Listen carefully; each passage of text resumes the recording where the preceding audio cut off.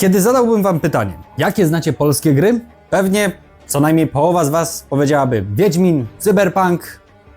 No i w zasadzie tutaj by się skończyło.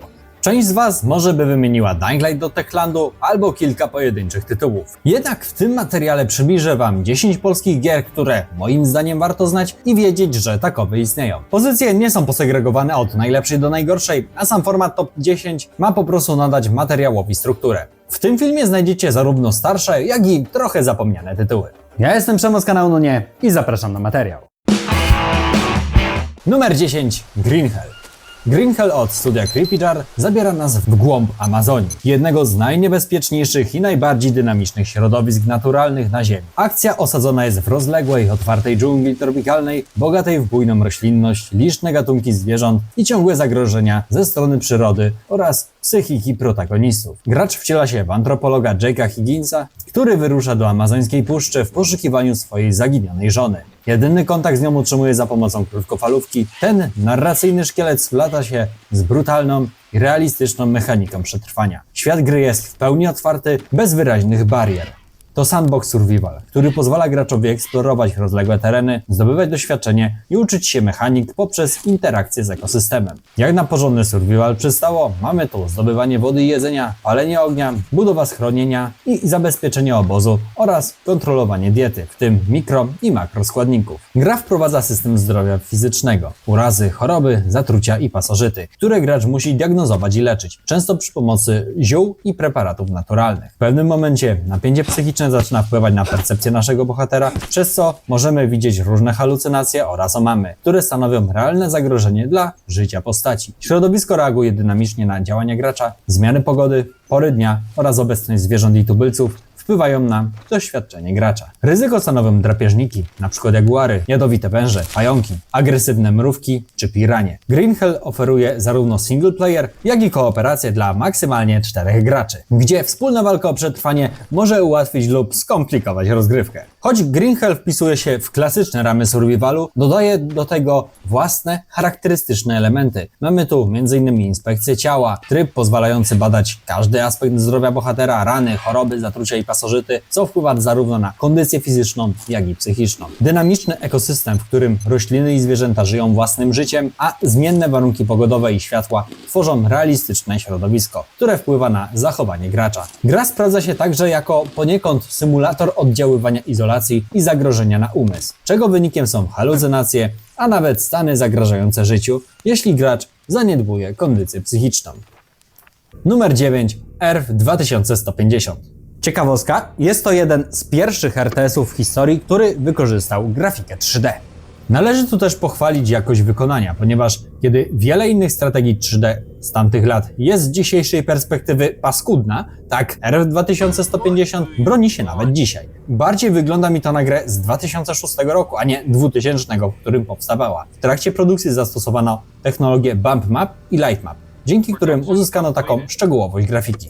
Jakość efektów było widać zwłaszcza podczas bitew lub to, jak dokładnie były animowane postacie. W grze dodano również system zmieniającego się dnia i nocy, co nie było standardem w tamtych latach. Jako gracz mogliśmy również kopać podziemne tunele i dzięki nim przemieszczać nasze jednostki w zupełnie inne miejsca na mapie. Unikalny był też system rekrutacji jednostek. W wypadku pojazdów najpierw musieliśmy wybrać podwozie, a dopiero potem ich uzbrojenie.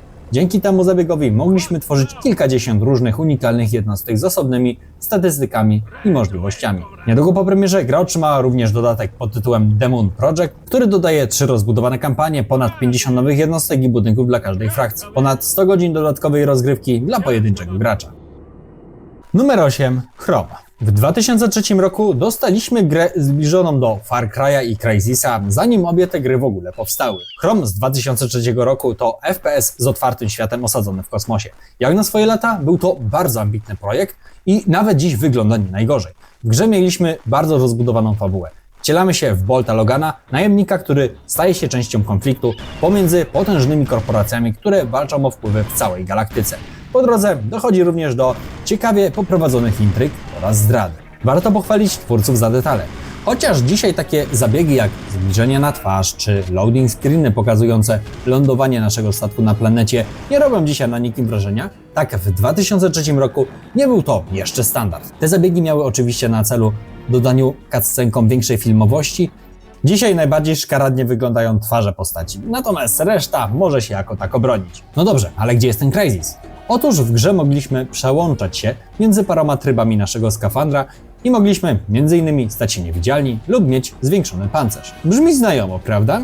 A przypomnijmy, że dzieło studia Crytek to dopiero 2007 rok. Mało tego, w zależności od wyborów gracza, Chrome posiadał kilka różnych zakończeń. Nie obyło się niestety bez problemów. Gra często była bardzo toporna i nie do końca wiedziała, czy chce być bardziej FPS-em czy RPG. Z jednej strony nie była tak bardzo dynamiczna jak inne strzelanki, ale z drugiej nie miała też tak rozbudowanych dialogów jak RPG. Niektóre postacie i dialogi są bardzo sztuczne, czasem zahaczające o cringe, zwłaszcza między Loganem a kobietą, z którą współpracuje na przestrzeni misji. Mimo drobnych bolączek, warto pamiętać o tej produkcji, ponieważ jakby nie było, wyprzedzała ona swoje czasy. Numer 7. Shadow Warrior.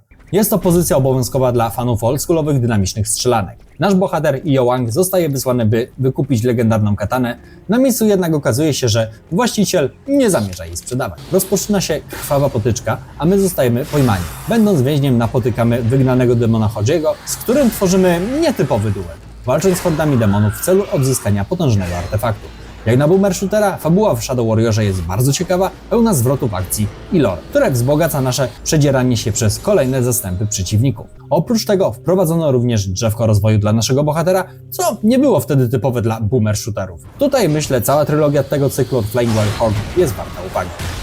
Numer 6. Kangurek KO. Prawdopodobnie najbardziej znana polska platformówka o wesołym torbaczu w rękawicach bokserskich. Jest to gra, która mocno naśladowała formaty takich gier jak Rayman lub Crash Bandicoot. Zbieramy monety, skaczemy po trójwymiarowych lokacjach. Ze wszystkich odsłon chyba najbardziej polecam Wam odkurzyć rundę drugą, ponieważ moim zdaniem jest to odsłona, przy której Tate Multimedia włożyło najwięcej serducha i jest to po prostu opus magnum całej serii. Przypominam Wam też, że o serii Kangurek KO i o tym, jak zmieniała się na przestrzeni kolejnych odsłon, zrobiliśmy już film na kanale, który podlinkowuję Wam teraz w rogu tego filmu.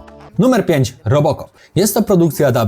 Co za tym idzie, niektóre animacje mogą wydawać się drewniane lub niedopracowane. Sam Robocop jest bardzo ociężały, co jest akurat zaletą pozwalającą poczuć tę postać. Kipi też od masy nawiązań do filmów, co szczególnie ucieszyło osoby wychowywane w latach 80. Największą zabawę dawało na pewno to, kiedy wchodziliśmy Robocopem niczym czołg, który niszczy wszystko na swej drodze.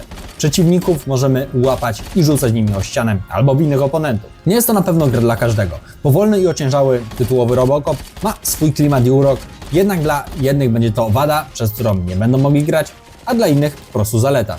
Niemniej uważam, że warto dać tej grze szansę i wyrobić po prostu swoją własną opinię. Numer 4. Painkiller. Tak jak Mortyra możemy nazwać polskim Wolfensteinem, tak Painkillera możemy nazwać polskim Doomem. W grze znajdziemy sporo ciekawych broni, z czego większość miała dwa tryby strzelania. Przykładowo podstawowa broń mogła albo rozkładać ostrza i ranić je w zwarciu, lub wystrzelić ostrze w dal. Strzelba, poza domyślnym trybem, gdzie zadaje dużo obrażenia z bliskiego dystansu, mogła również zamrażać strzałami przeciwników, dzięki czemu byli oni bardziej podatni na obrażenia. Painkiller oferował również szereg wyzwań, po których wykonaniu, przykładowo za zabicie bossa w przeciągu 2 minut, dostawaliśmy karty tarota, będące wzmocnieniami rozbudowującymi naszą postać. Te dzieliły się na złote i srebrne karty, gdzie te pierwsze można było wykorzystać raz na poziom i działały czasowo.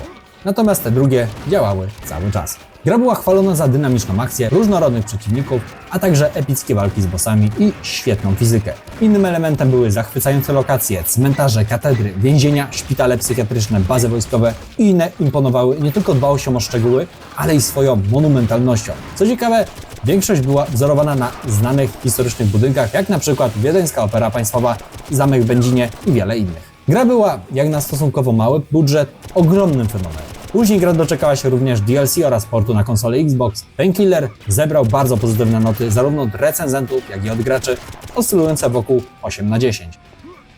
Numer 3. This War of Mine. Gry przyzwyczaiły nas, że bardzo często w strzelankach wojennych jesteśmy herosami, którzy niczym BJ Blazkowicz z Wolfensteina wbijamy się w hordy przeciwników i robimy czystą rozpierduchę. Mało gier podnosi jednak temat tego, że wojna to nie są wielkie heroiczne zmagania, ale przede wszystkim cierpienie zwykłych jednostek w społeczeństwie. W takiej sytuacji stawia nas This War of Mine, w którym wcielamy się w cywili próbujących przetrwać w mieście będącym centrum walk dwóch frakcji. Nie ma tu miejsca na dylematy moralne. Albo przeżyjemy my, albo oni. Często gra funduje nam czystego kaca moralnego, gdzie musimy wybierać między pozostawieniem matki z dzieckiem i ich lekarstwami, albo zabić je i zdobyć lekarstwa, bez których nasze własne dziecko po prostu nie przeżyje. Nie bawimy się tutaj w czarno-białe wybory. Gra nas za to przetyra przez wszystkie odcienie szarości. Jeśli szukacie gry, która zostaje w waszej głowie na długie lata, to koniecznie sprawdźcie This War of Mine. W dodatku warto wspomnieć, że gra została dołączona do podstawy programowej w ramach współpracy 11-bit Studios z Ministerstwem Edukacji i możecie ją sobie za darmo pobrać właśnie ze strony ministerstwa. Numer 2. Call of Juarez. Zanim Techland był znany jako mistrzowie gry o zombie, wypuścili na rynek niezwykle udaną serię strzelanek w settingu westernu. Tutaj szczególnie polecę Wam ostatnią odsłonę o podtytule Gunslinger. Silas Grace, stary łowca nagród, opowiada historię swojego życia w salonie. Mówi o konfrontacjach z legendami takimi jak Billy the Kid, Jesse James czy Butch Cassidy. Ale jego opowieść często się zmienia. Raz mówi jedno, chwilę później mówi coś zupełnie innego. Kto tu mówi prawdę? On czy jego pijane wspomnienia? To nie jest opowieść o faktach, to ballada o zemście i chwale. Gracz przeżywa jego historię, widząc ją tak, jak Silas ją wspomina. Czasem prawdziwie, czasem przesadnie, zawsze efektownie. Pod wieloma względami jest to bardzo ciekawa pozycja. Świat zmienia się wraz z opowieścią, przeciwnicy znikają, scenerie się przekształcają, bo Silas właśnie zmienił wersję wydarzeń. Fani oldschoolowych strzelanek znajdą tu coś dla siebie. Mamy tu celowanie w slow motion, punktowane headshoty, epickie pojedynki i szybkie tempo. Każda misja to nowa legenda. Kampania jest krótka, bo trwa około 5-6 godzin, ale to esencja westernu. Bez dłużyzn, za to z humorem, nostalgią i dużą dawką akcji. Jest to pozycja obowiązkowa dla każdego fana strzelanek i polskich gier. Ostatnią pozycją na tej liście będzie tytuł od CD Projektu, jednak myślę, że ze względu na jego dosyć niszowy setting, pewnie wielu z Was nawet o nim nie wiedziało, a warto się nim zainteresować. Ponieważ jest to istna perełka. Numer 1. Wojna krwi. Przy premierze Gwinta i aktualizacji Homecoming w 2018 roku dostaliśmy również bardzo ciekawy tytuł Thronebreaker, czyli po polsku Wojna krwi. Początkowo planowany jako płatne, fabularne rozszerzenie do wiedźmińskiej gry karcianej, coś jak w stylu przygody do Hearthstone'a, rozrósł się do samodzielnego tytułu. W grze mamy otwarty świat, który mocno przypomina Heroes of Might and Magic. Nasza postać chodzi po mapie, zbiera zasoby jak drewno, odwiedza kapliczki zwiększającą morale żołnierzy lub atakuje neutralnych przeciwników rozsianych na mapie. Walka przyjmuje postać potyczki Gwinta, która często jest urozmaicona zagadkami logicznymi.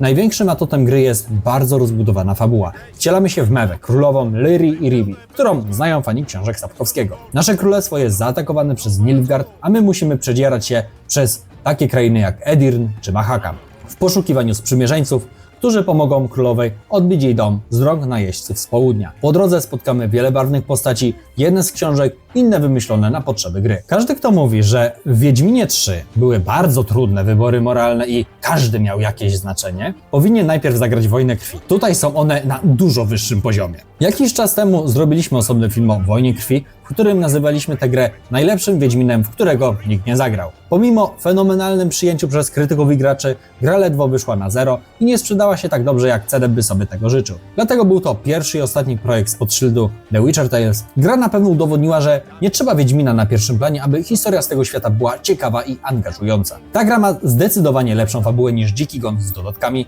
i mówię te słowa z pełną odpowiedzialnością. Każdy z Was, kto kocha uniwersum Wiedźmina, powinien dać tej grze szansę. Zwłaszcza jeśli dodatkowo lubi Heroesy, wtedy to już tylko brać tę grę w ciemno. W dodatku to, jak Redzi na podstawie kilku stron książki Chrzest Ognia zrobili cały osobny spin-off fabularny do książek Sapkowskiego i to, jak fenomenalnie połączyli jedno z drugim, no to ja się pytam, czemu scenarzyści tego dzieła nie dostali jeszcze Oscara. Ci z Was, którzy czytali Chrzest Ognia i przeszli Wojnę krwi, wiecie, o czym mówię. Tyle ode mnie. Jak widzicie, starałem się tutaj przedstawić gry, które są dużo mniej rozpoznawalne niż te, nazwijmy to, z górnej półki z pierwszych stron gazet, jak Cyberpunk, Wiedźmin czy nawet Dying Light. Temat oczywiście jest szeroki, więc jeśli chcecie, bym przygotował kolejną część tej topki o polskich grach, dajcie znać w komentarzu. Omówione dzisiaj gry w większości znajdziecie u partnera kanału, czyli Instant Gaming, gdzie są one naprawdę nieźle przecenione, więc możecie nadrobić je naprawdę tanio. Każdy zakup z linku w opisie wspiera również rozwój naszego kanału i tym samym możemy nagrywać coraz lepsze filmy. My się widzimy już niedługo przy okazji kolejnych filmów. Do zobaczenia!